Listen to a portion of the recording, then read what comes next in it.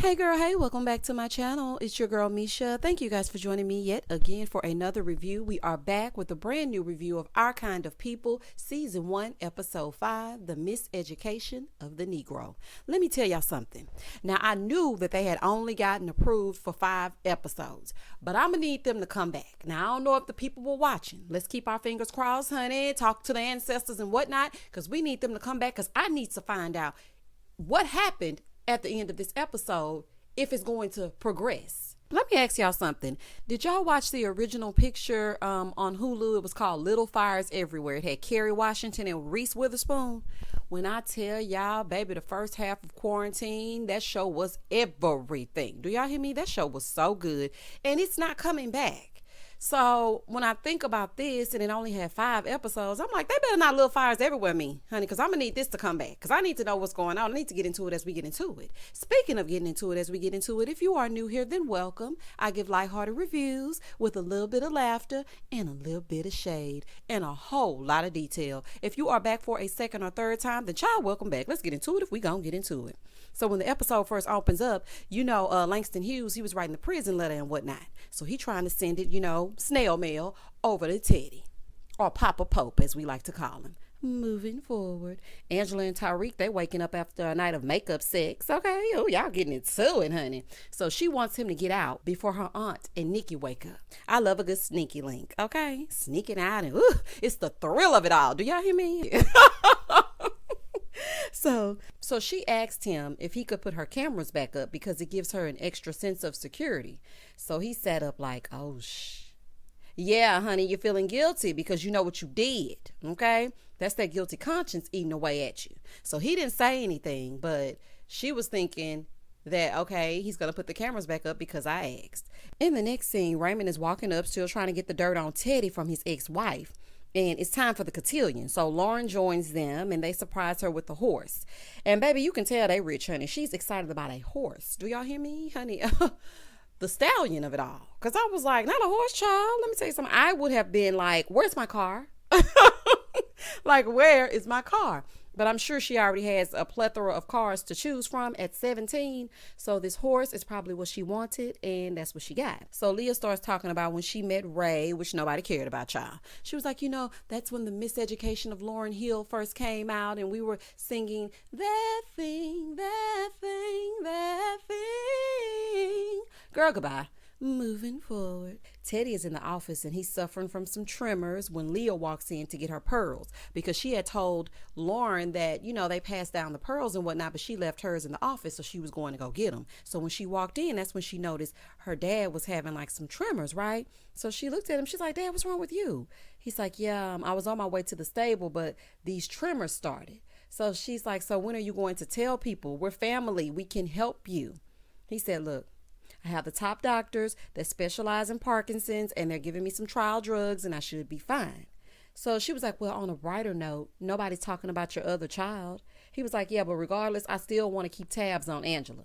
She was like, well, you might want to keep tabs on Tyreek as well. Because I asked him why there's no footage coming from that area, and he had enough nerve to tell me it was because of a technical glitch. So he's like, look, you always had it out for Tyreek. He is as loyal as the day is long. Well, that may be what you think, honey, but you are absolutely wrong. He said, I taught him that. She said, well, what if he didn't learn the lesson? He said, well, then God help him. Well, honey, let's get ready to pray. Baby, when he finds out Tyreek been sneaky linking with Angela, honey, it's gonna be on. Do y'all hear me? Child, I would hate for Lance's character to be killed off. I like looking at Lance. Hey, Lance. In the next scene, Nikki is doing a photo shoot for Eve's crown, and Aunt Piggy over there all loud to my girl, I noticed the toilet seat was up. Ma'am, please hush and stop putting this lady's business out in the street. So she was like, shh, can you be quiet? I do not want Nikki to know that me and Tyreek are talking. So then Angela goes, okay, I've been seeing Tyreek. So then Nikki gets an alert on her phone that her college application was released. So Angie said, well, what did it say? What did it say? Tell us what it said. She's like, well, they want community service hours, a second language, and what her participation in the arts looks like. Child, Spellman asking for all that? Look, you better get to embellishing, because let me tell y'all something, honey. I had the grades and all, and I had community service hours as well, but I had to zhuzh it up, okay? So I was well traveled on my application. Y'all hear me? Baby, I had been to France. Child, I spoke 15 languages. Honey, barely spoke English. But when I tell you they looked at that application and was like, accept it, honey, because you got to zhuzh it up. Nikki, honey, call me. I'm speaking directly to you. So then Nikki is like, look, I don't have all that. And just forget about it. So Angela was like, no, you will be this family's first college graduate. She was like, but they also want an in-person interview, and that means travel expenses and more money. And I mean, I shouldn't even apply if I'm not able to stand up to what everybody else is doing.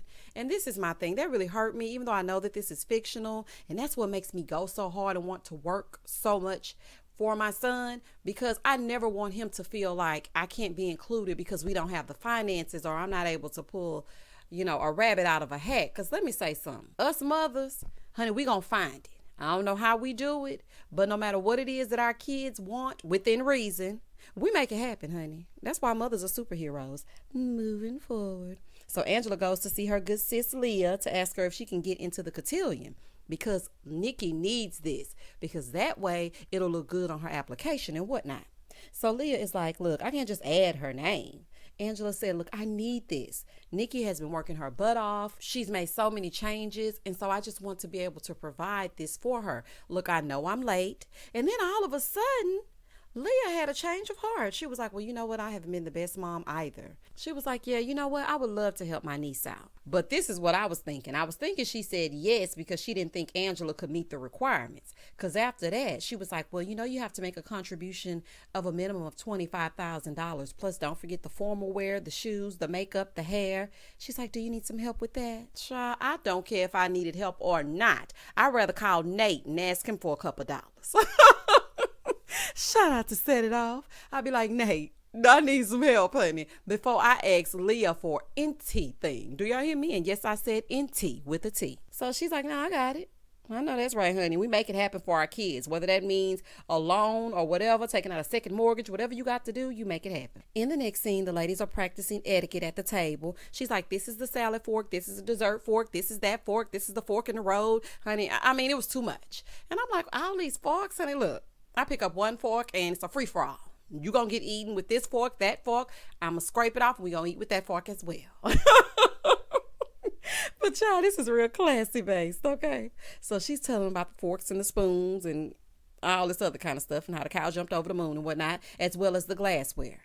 So Nikki was looking like, oh my gosh, how on earth am I going to remember all of this? So then they move on to the father-daughter dance part of it, right?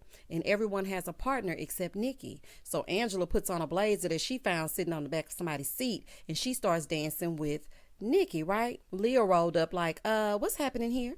Angela said, well, we don't need a man. I raised her. I fed her with my own 2 breasts, so I'm going to be dancing with her. Leah was like, oh, okay, girl, well, that sounds good and everything, but honey, this is tradition. She's like, Mr. Abraham, can you come help us out and dance with Nikki? So he comes strolling up. I'm like, fall back, Father Abraham, honey. You had many sons. You did not have a daughter. Father Abraham had many sons. And many sons had Father Abraham. I'm like, Abraham, honey, we don't need your services, child. Goodbye. So Angela went on ahead and sat down, child, because she didn't want to make a scene. She didn't want to embarrass Nikki and whatnot. So Mr. Abraham took over. Honey, I'm sure Nikki felt even more out of place than she did at first. And my first thought was, well, why don't you just ask Tyreek? I would be so hurt for my baby. Let me tell y'all a story time that's not really a story time. I remember my son had a Father's Day donut breakfast at his daycare. And I went because his deadbeat dad was nowhere to be found, and everybody else had a father. And I remember my baby not being old enough to distinguish the difference. So they had created Father's Day cards, and he was so excited to get his. So they told him to go over to this table and get the Father's Day card they had been working on. And my baby presented it to me. And he said, here, Mommy, happy Father's Day. And I just cried because I knew that was a part that was missing for him. So when I watched this, it kind of choked me up a little bit because I can understand, even though it's fictional. Moving forward. Taylor and her player ways, honey, they sitting out with Nikki outside talking about the kiss of it all. She's like, we could just be cool. We could just Netflix without the chill because, me and Lauren, we're doing well now. So Lauren walks up and she sees that Taylor's hand is on Nikki's leg, and she's pretending to be nice, telling Nikki, oh, look, I'm going to introduce you to the Spelman rep because, she's been trying to recruit me since I was in the 2nd grade. So I'll be more than happy to introduce her to you. Anything to get Nikki the hell on out of there away from Taylor, okay? She's like, if you want to go to Spelman, girl, go. Go on, girl. Bye, wig. Go on, wig. Girl, goodbye. So she's like, we're family. And then she placed her hand on Taylor's shoulder. But basically, she was letting Taylor know, don't do this, okay? We are family. Even though I don't claim her, our blood still is the same. So you might not want to cheat on me with my cousin. I'm just saying. So after Nikki leaves, then Lauren sits down and she's like, I wanted to know if you wanted to go to the Cotillion together. Of course, Taylor is with it. But I was wondering, where's Taylor's family? Somebody please point out Taylor's family, because I feel like that's an intricate piece to the puzzle. I don't know how. But in my mind, in my creative writing mind, I feel like her family should be intertwined somehow. So anywho, that's just a side note. Now, Lauren, honey, I know you're panicking and whatnot, but dang on well, your family gonna have a fit if you use this as a coming out party. Baby, it's gonna be a fool. They gotta remain perfect, honey. And grandma there too? Oh, no, ma'am. Moving forward, Angela and Tyreek are sitting and they're talking, right? So she asked him about the father-daughter thing with Nikki. So she's like, look, I'm not asking you to be her dad. She has one. So apparently, this is how her and Langston Hughes met. They met in college. They were brokety broke. He was boosting electronics, and the guy that he was with shot a security guard, and he ended up getting life. I'm like, now why would they get this man life? Oh, child, honey, they are not playing with you. Do y'all hear me? She's like, I didn't want her to have to visit him in jail, so I just kept him away. Now, I get this, but she doesn't even know of her dad. I mean, I feel like she's old enough to make her own decisions now, and you should at least tell her what happened so that she won't be in the dark. Honey, they love keeping some secrets. Do y'all hear me? He said, look, I'm flattered that you asked me, but those cameras in Eve's crown, they're never going back in. Now, what kind of transition is that? I'm like, boy, you got to preface it with something. He's like, I put them in there so Teddy could spy on you. She's like, what? And I don't know if it was just me that noticed this. Did y'all notice that throughout the entire episode, everybody's eyes were glossed over as if they were about to cry at any moment? Everybody. I'm like, are they walking around set putting eye drops in these people's eyes? What is happening? So anywho, that's just a side note. She was like, so this whole time that you've been getting to know me and that we've been together, you're doing that so you can get information for Teddy? He's like, no, that was real. She said, you need to leave and don't ever come around me, my daughter, or my family again.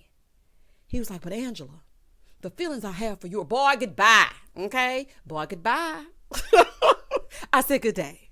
Moving forward. I would have reacted the exact same way, because why on earth would I ever trust you again?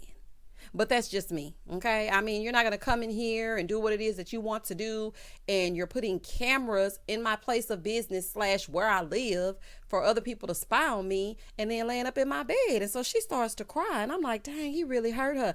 And she gave him the cookie. Honey, it's worse when you give them a snack. Honey, I know how you feel, Angie. I know how you feel, child. You give them the cookie and then they do something wrong. Tyreek, you should be ashamed of yourself. Bye, Lance. Moving forward. In the next scene, Nikki is trying on white cotillion dresses, but the one she wants is in a vintage shop, because none of the ones that she was trying on actually did anything for her.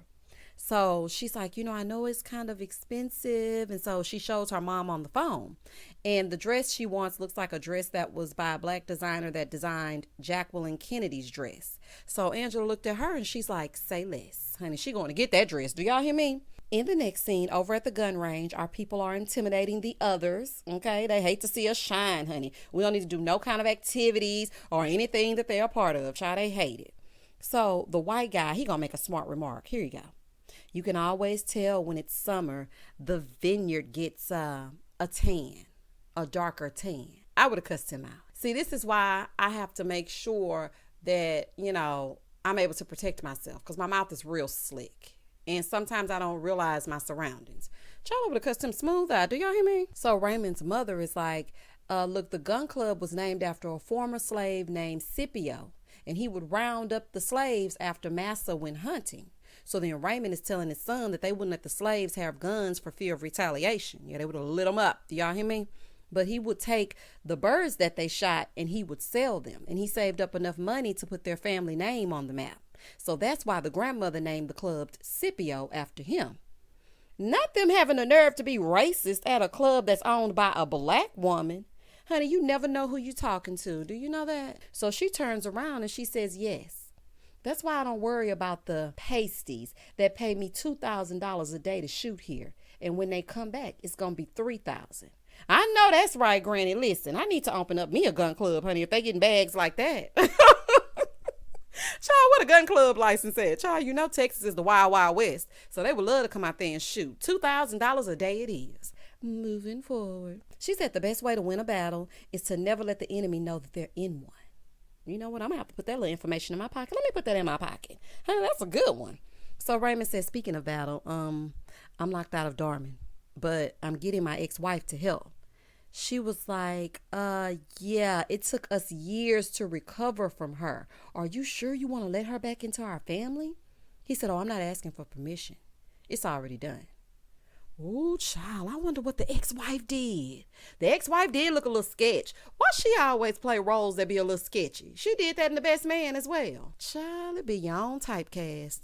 Moving forward. Nikki has her dress and she's twirling around and whatnot, feeling beautiful, easy breezy, beautiful cover girl. And Angela says, so now all we got to do is find a father figure. She's like, well, what about Tyreek? You know, Piggy told me y'all was messing around. She was like, yeah, well, we broke up. Okay, he did some shady things, and when he came clean about it, Nikki is like, so you broke up with him for being honest? She's like, look, you need to learn to forgive, because as soon as somebody isn't perfect, then you dump them. Like, it doesn't make any sense. I'm sorry, sweetie, honey, this is grown folks' business. I do see your point, okay? I mean, you got to forgive and whatnot, but I would be too uneasy. I would not be able to trust him. Now, I could forgive him, but I just wouldn't want him in my space. Because to me, it seems more complicated than that. Because that's a huge breach of trust. Like the cameras were in her home/business. So, I mean, yeah, I wouldn't be able to do it, honey. But that's just me. In the next scene, Leah and Raymond, they're laying on the bed looking rich. Honey, he got his silk pajamas on and listening to Leah tell these lies. I'm like, oh, not the satin pajamas, Raymond. My favorite television noob. He was like, so what is Legacy LLC? I heard it was something Teddy was working on.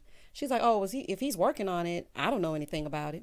Girl, please, you got a hand in everything that man does. Of course you know about it. So she's like, well, the kids are out, so I know what I do know about. Meet me in the shower in 5 minutes. So when she leaves, he looks at her laptop. Lo and behold, Legacy LLC. Charlie be your own wife. He gonna end up divorcing her and going back with that ex, and then it's gonna be a fool. Moving forward. Teddy is in with the doctor, telling him that the tremors are picking up. So the doctor prescribed him an experimental drug and told him, listen, you got to follow the dosage very precisely. 1 every 8 hours, or it could be detrimental. But honey, he ain't gonna listen to that. Now let's continue. So everyone is hanging out, right? They got a party bus to go partying from here, there, and everywhere. And I was looking at them and I'm like, child, y'all partying better than me. So Taylor and Nikki, they get back on the bus because they're about to go to the next spot. So they're talking, and then Taylor leans in and kisses her. So while they kissing, child, Lauren gets on the bus and she see him. Child, I would have made a whole scene, but not her. She just quietly exited the bus. But see, she's being very calculated, honey, listening to what her grandma said. Don't let the enemy know that they're in a war. I see y'all. Moving forward, Tyreek shows up at Angela's place so they can talk, because she called him back because she thought about what Nikki said. So he's telling her, look, I know I messed up. You don't have to worry about me lying to you or breaking your trust ever again. I'm not going to do that. She's like, have a seat. I think Teddy sold drugs in the 80s and framed my mom for it, because I saw a tape where he cut it off before my mom got a chance to speak her speech. Girl, what? Child, she didn't even say nothing about, well, you're not going to lie to me again? Are you sure? She didn't even go into that. She was like, look, I think Teddy was a drug lord, and he tried to pin it on my mama. And then when my mama tried to speak up and speak her speech, honey, she couldn't pipe up because Teddy silenced her. He's like, does he know that you know this? Now, Tyreek, honey, I don't know if they writing you to be a bonehead or what is happening. Now, you know, if he knew that, she would not be here to tell about it. That's for sure. So she's like, no, but your father was his security guard. Do you know anything? He said, no, all I know is his brother Lewis was murdered by one. So that made me think, wait a minute, is the aunt a drug dealer? Or was she one back then? Because I think she may have been the one that killed Teddy's brother, because remember, she was on the hunt to figure out where Lewis was buried. I don't know. I'm so confused. Apparently, he wanted to clean up the town, but he and Teddy weren't on the same page. Child, Teddy might have killed him himself and blamed it on somebody else. Oh, child, there's so many different ways this could go. She goes, so how do I find out more about him? He said, well, he does have his journals in his house. So Tyreek was telling her that Teddy was having a family dinner because it's a tradition. She was like, well, can I be your plus one? He said, no, they cannot know that we're together, which is true. She's like, okay, well, I'll have to figure out something else. In the next scene, Lauren is trying on dresses and Raymond's mom is there. And she's like, look, you need to help my son get our family business back. But what I was thinking is, why didn't his mom bail him out? I mean, she rolling in the dough. If they paying $2,000 a day to shoot outside where it should be free, then, honey, you could have bailed his company out. So Leah is not biting because, of course, how she would never go against Teddy. Do y'all hear me? So Lauren comes out, which this dress I didn't like on her. It wasn't very flattering. It was swallowing her. It was a little bit too much material. So anywho, she comes out and she's like, I was hoping to wear something to compliment Taylor's dress. So the grandma was like, well, why would you need to compliment her dress? She said, I was hoping we could go together. Child, she gonna get his grandma a heart attack. Do y'all hear me? Lauren said, so then Lauren looks at Leah and she goes, you said you knew you wanted to marry Daddy, your first love, during Cotillion. And I just want my mom to stand up for the woman that I want to be. So Grandma's still looking confused, honey. Grandma said, but your little friend Taylor, honey, she's a girl.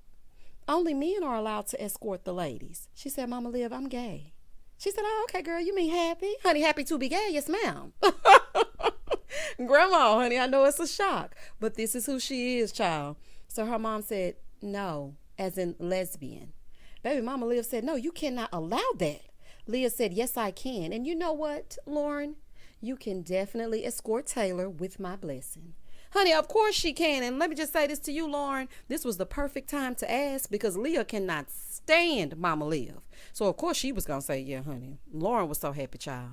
Moving forward. Teddy finally gets the letter from the correctional facility and from Nikki's dad, and Angela shows up.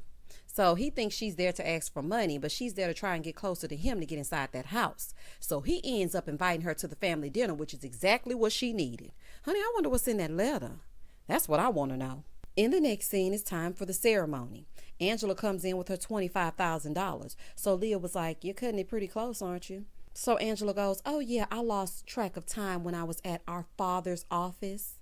Child, I know Leah gonna think this money was sponsored by her daddy, but it wasn't, child. So they get up to do this ceremonial ritual to the ancestors and whatnot about what they want to happen for their future. So when it was Nikki's turn, Taylor was looking at Nikki so lovingly, and baby, that pissed Lauren off, especially after she saw that kiss. So then Lauren gets up and pulled the whole Kanye West at the VMAs, and she's like, okay, I'm gonna let you finish and everything, but I just want to say something else. So she got up acting like she was gonna support her cousin, okay, and I'm doing air quotes, but she threw out her criminal record in front of the Spelman rep. And baby, Nikki was so emotional, she started crying, she stormed off. So then Lauren comes outside. She's like, why would you do that?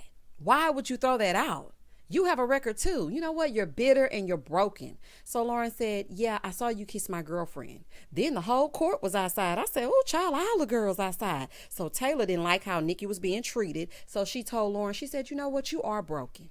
And I don't want to be around you anymore. Oh, Taylor, kick rocks, honey. You are the one that cheated, okay? And you've been wanting to break up with her. Child, you ain't like Lauren since she accidentally pushed you off the boat, or she didn't push you off the boat. Honey, all y'all wrong in this instance, okay? Child, let her go, Lauren. Honey, let her go. She likes Nikki's edge and her not being so bourgeois, okay? She ain't bougie and whatnot. So, I mean, you get what you get and you don't pitch your fit. Moving forward. After knowing how upset Nikki is, Angela decided she didn't want to go to the dinner. But Nikki was like, you know what? We going. So, baby, they put on their finest dresses and, honey, they were out. So they get to the dinner and they looked beautiful, honey. Had a hair change and everything. I said, these girls know they can put themselves together. Do y'all hear me? This cast. Oh, this is some beautiful melanin. Honey, this cast. Amazing. So, anywho, Teddy makes a toast and tells Nikki that he's looking forward to getting to know his granddaughter. He welcomed Angela again into the fold, and everybody's just sitting here at this quiet, awkward dinner, right? So Nikki decides that she wants to get up and she wants to give a toast. But Lauren decides to be rude and starts playing on her phone. When she did that, it pissed Leah off. And she was like, you're selfish. And the worst part about it is that I made you that way. You're out of the cotillion. So Raymond is like, Leah, she said no. She's not fit for a family dinner, let alone society. Well, child, she just picked up her phone, honey. How you exile her from society? But y'all get into it if y'all can get into it. And I was just sitting here wondering, why the change of heart all of a sudden? Okay, you weren't worried about this before. So then they send Lauren to her room, And I was just thinking, child, it's a bad day for Lauren, child. She got dumped. She got embarrassed, honey, as she should. Your little mini-me. You like Leah, honey, a straight bully. So Nikki gets up with tears in her eyes because I told y'all they've been dropping the eye drops all episode, and she storms out. And Angela goes behind her. Come to find out, Nikki was faking it. So she did that so Angela could roam the halls and find the journal. So they're all at this awkward table, and Teddy is trying to eat his soup, but he's shaking too bad. So he gets up and he goes to take another pill when they specifically said 1 pill every 8 hours. So he gets up, he goes to take another pill, and then he takes another one and another one. Shout out to DJ Khaled. So he's taking the pills, right? In the other room, Angela finds the journals. So Tyreek comes into where she is because I guess he knew exactly where the journals were, which was kind of surprising to me. And I'm like, okay, he probably would know because he grew up with them and whatnot, but I'm still watching Tyreek, honey. Something ain't right about him. So anywho, they get the journals and they put it down in Tyreek's, like, the back of his pants so that they wouldn't see it with his jacket. Once they get the journals, they hide them. Then we see Teddy, and he's like hanging on to the door. And so he slides down the door and ends up falling. Well, he falls where the opening of the door and the floor meet. So you can see people walking by. And baby, Angela and Tyreek, they were out there talking. So Tyreek was like, let's go, so they don't suspect that we were together. And child, as they walking by, we see Teddy see their feet come past the door, and then his eyes close. Child, I don't know if he died or what. But let me just say this, Lee Daniels, I'm speaking directly to you, honey. I'm going to need y'all to come back. And please don't take no 5-year hiatus and then come back after I done forgot everything that happens, which makes me have to rewatch season 1 to get into season 2. Honey, let's get directly into it as we get into it. Y'all comment down below and tell me what you thought about this 5-episode season. Child, it was good to me, honey. I loved every minute of it. Please don't hesitate to like, comment, and subscribe to my channel. And as always, stay safe, stay blessed, spread love, not germs. Peace.